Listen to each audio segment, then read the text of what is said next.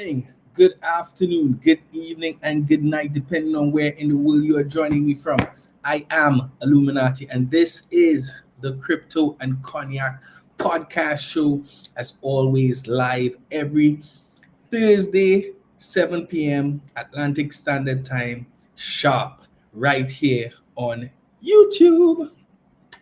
Guys, welcome, welcome, welcome, welcome. Today has been a day I am tired, but we are here. Never miss a show yet. So we continue. As always, if I'm here, Hennessy is here.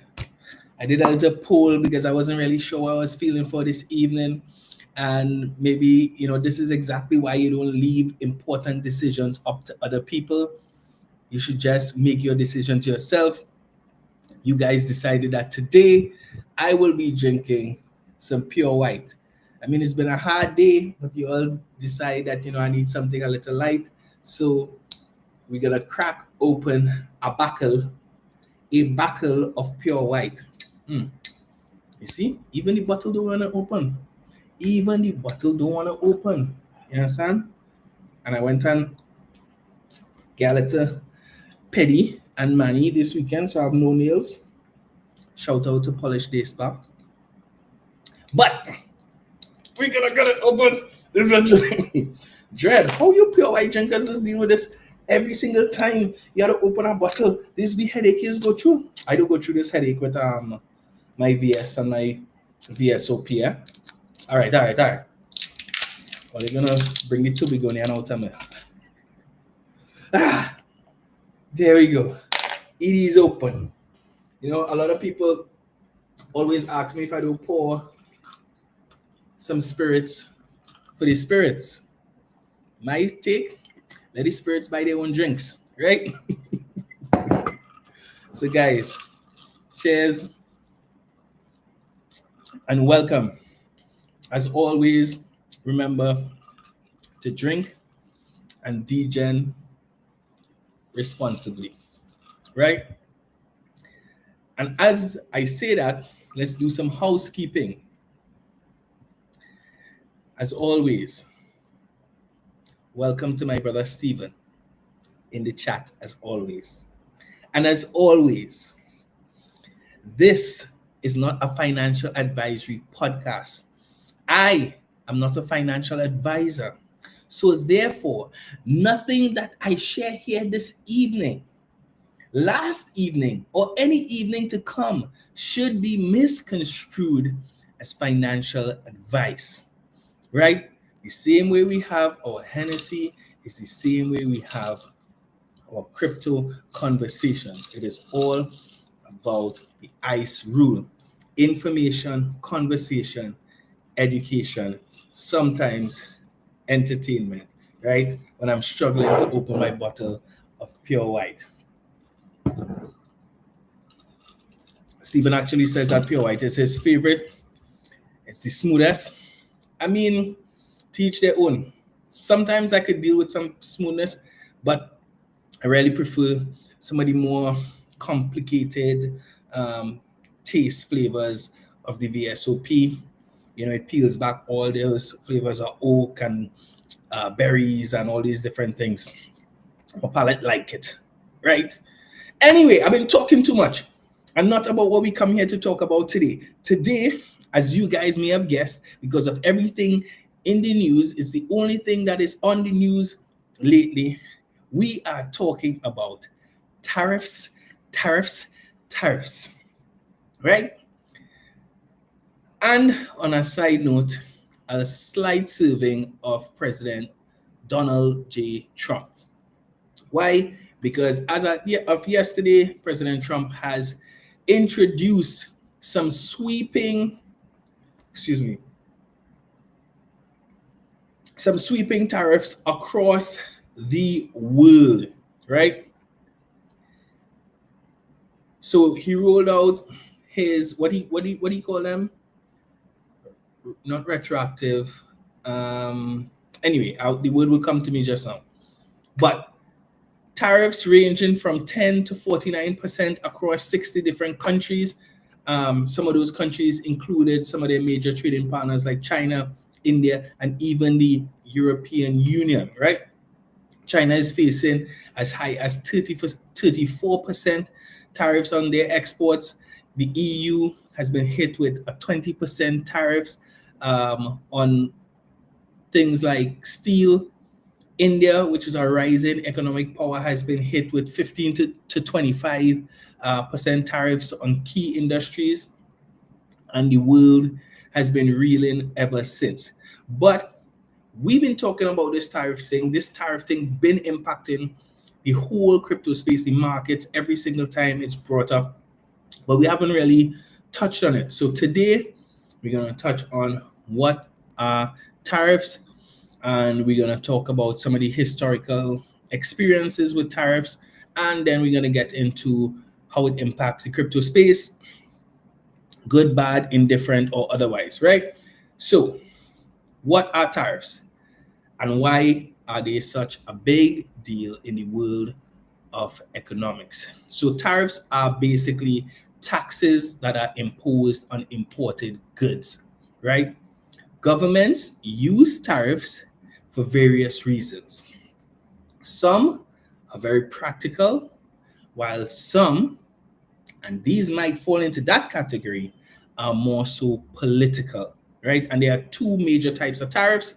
There are ad valorem tariffs, which basically mean they're a percentage of the value of the good. And then there are specific tariffs, which are a fixed price on the particular item. So like $5 per ton on things like aluminium, whereas ad valorem tariffs are a percentage. So if it's 10%, it will be 10% across the board, no matter if you bring in 1 ton, 10 tons, half a ton, quarter ton, 10% on the value of the imports, right? Now, why do governments impose tariffs? Like I said, it could be practical, strategic, or purely political. So a lot of countries use tariffs as a means of protecting local industries, right? So by making foreign products more expensive, it pushes consumers towards local alternatives. This might be some of the thinking behind what President Trump is doing in his bid to make America something again, whatever.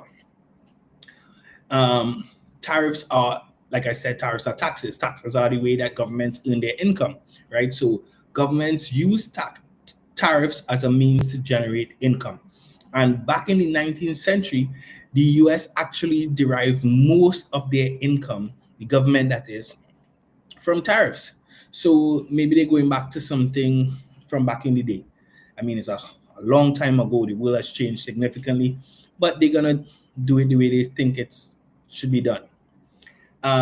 Obviously, to retaliate against what they might perceive as poor trade practices. That's another reason why governments might introduce tariffs. In this case, again, might be falling into that category.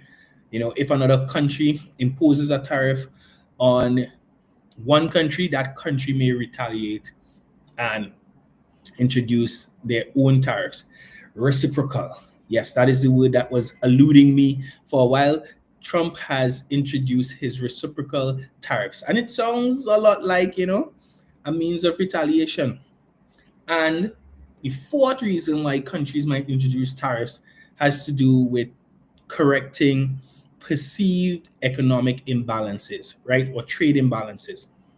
So there's a lot of debate, or I would say there's still some debate as to whether or not this is a practical way of assessing things, because there are other things that come into consideration when you're thinking about trade deficits or trade surpluses and trade arrangements with countries outside of just, you know, you import this amount, we import this amount. There's a difference in that.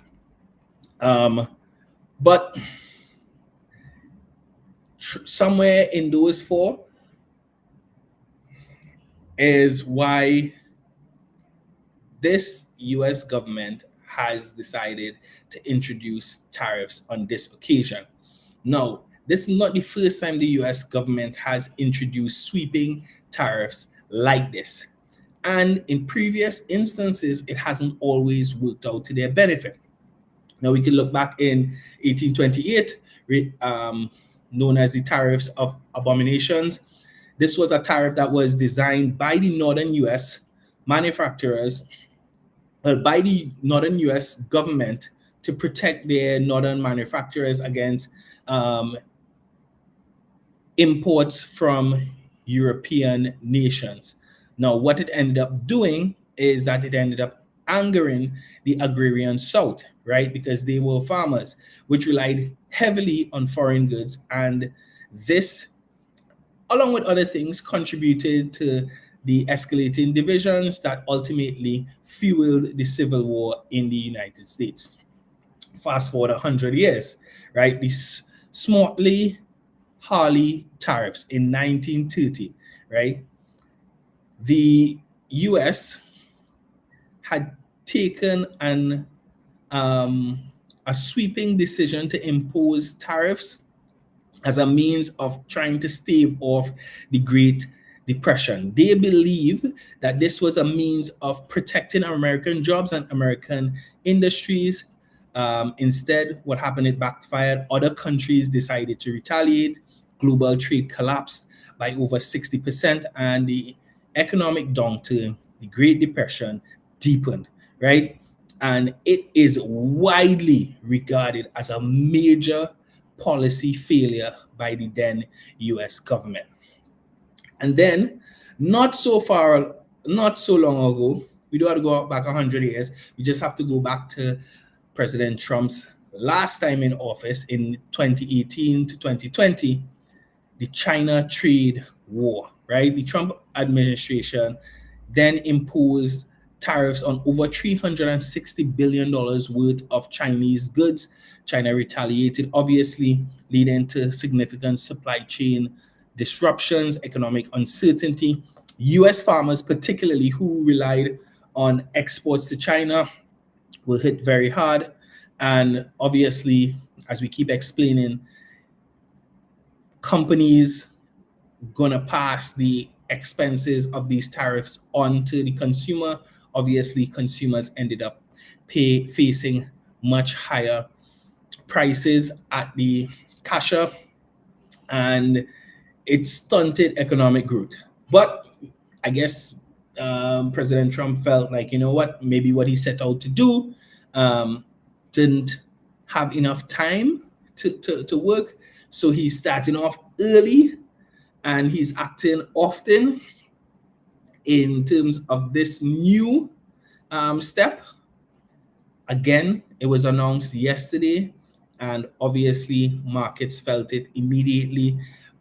It was done just after the close of US markets, but you know, crypto 24/7, we felt it immediately. The price of Bitcoin dropped by 3%, further deepening to about 5% today. Ethereum took a little bit harder licks, and crypto stocks were hurt. Obviously, people like Coinbase, crypto miners were impacted.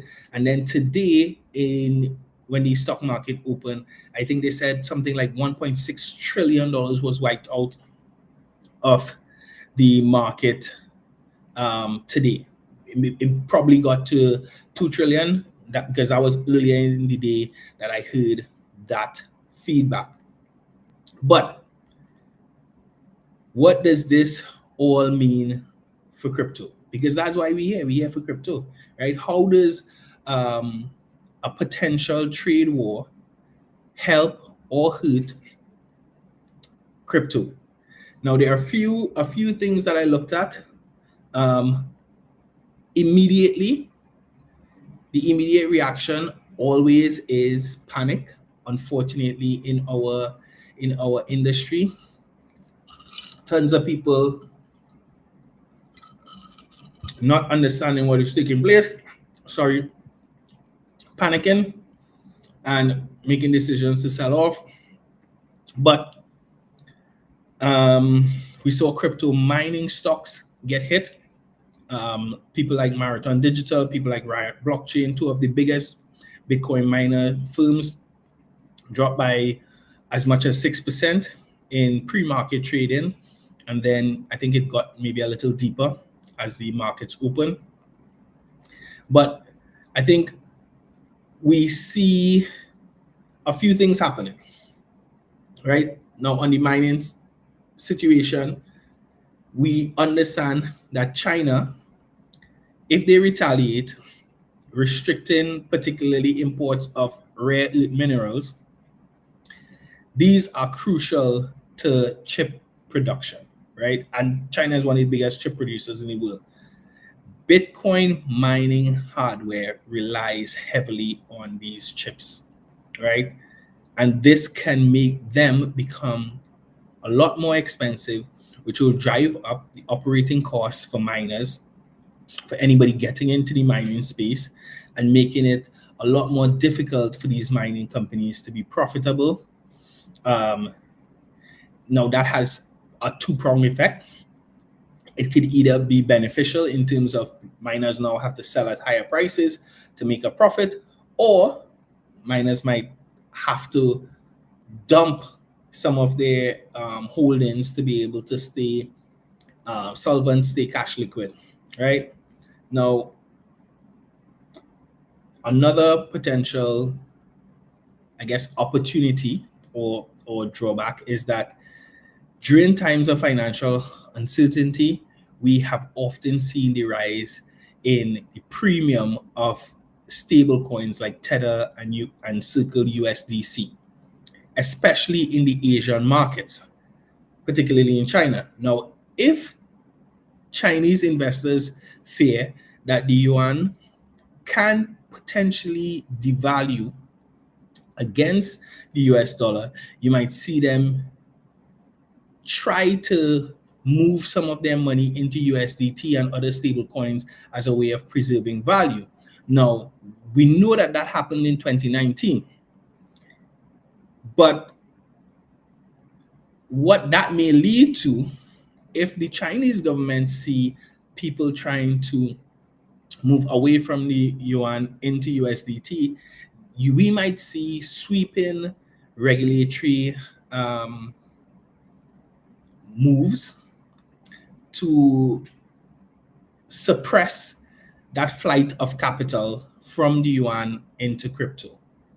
So that's something that we have to look at in the coming weeks, I think coming months.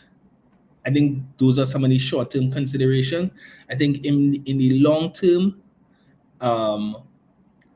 things like this, moves like this in the global economic landscape, help to reintroduce the idea and deepen conviction around the idea of Bitcoin as a safe haven asset, right? One of the biggest narratives that could emerge from all of this is the idea of Bitcoin as digital gold, a hedge against these very significant economic instabilities, right?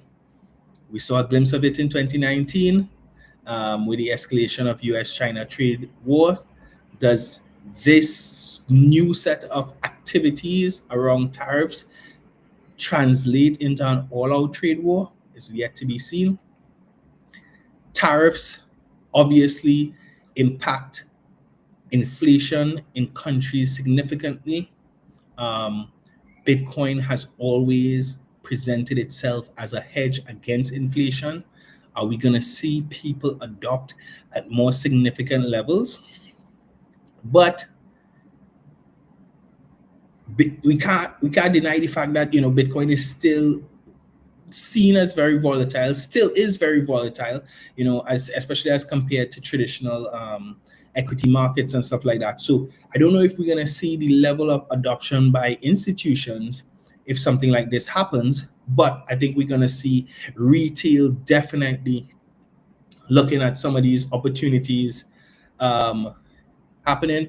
One of the other things in terms of the democratization opportunity that Bitcoin presents is that if these trade challenges deepen, China might choose to further pull away from the US financial system. We know that they have been testing their digital currency, their CBDC, as an alternative to SWIFT and US dollar trading. Are they going to fast track that? How do people feel about using a Chinese CBDC to do trade?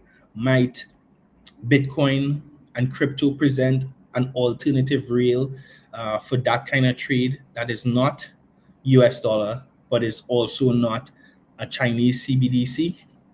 Definitely there's an opportunity there for crypto and especially for Bitcoin. And obviously in emerging markets, as we've seen before, especially from a trade perspective, places in Southeast Asia, Latin America, places like Argentina, places like Turkey, places even like Nigeria have embraced Bitcoin as an alternative to their own unstable fiat currencies. So can we possibly see, with all these upheaval in the global economic atmosphere, that we see more and more countries in terms of the citizenry adopt Bitcoin, adopt crypto as a hedge?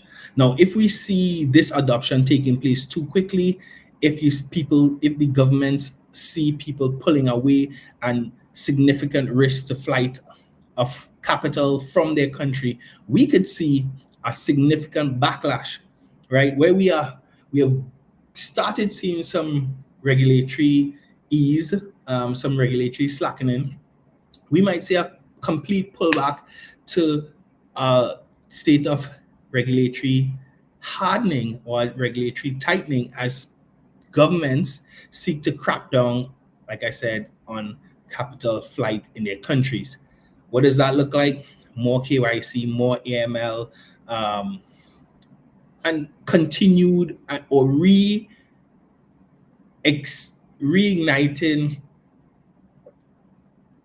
significant enforcements against crypto. Now, at the end of the day, we don't know.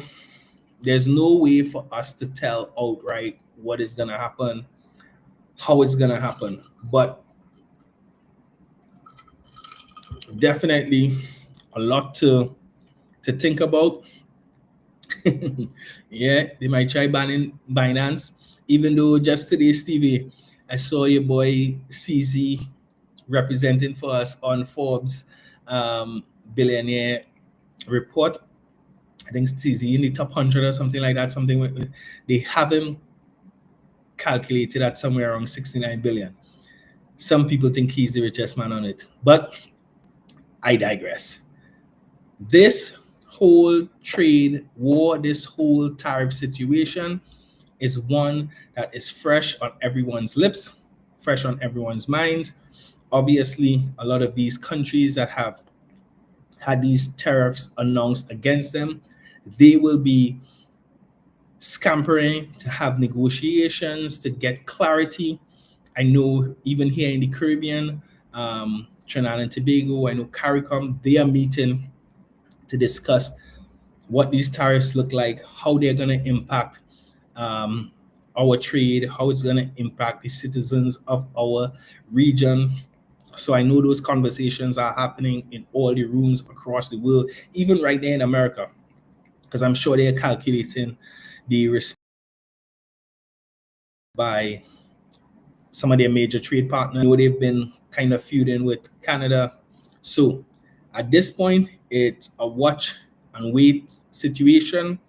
Things could get very dicey in the near term, but in the long run, you know what I always say, adoption is inevitable. So whether you get it now, whether you get it later, adoption is coming, right?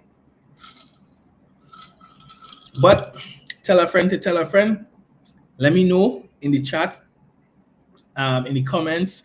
Hit me up on social media. Let me know what your thoughts are, how you think that tariffs are going to impact where you are in the world. Let's talk about it, right? Guys, thank you, as always, for spending some time with me, chopping it up. Stevie, we got to link up and drink. We got to link up and drink some Henny soon.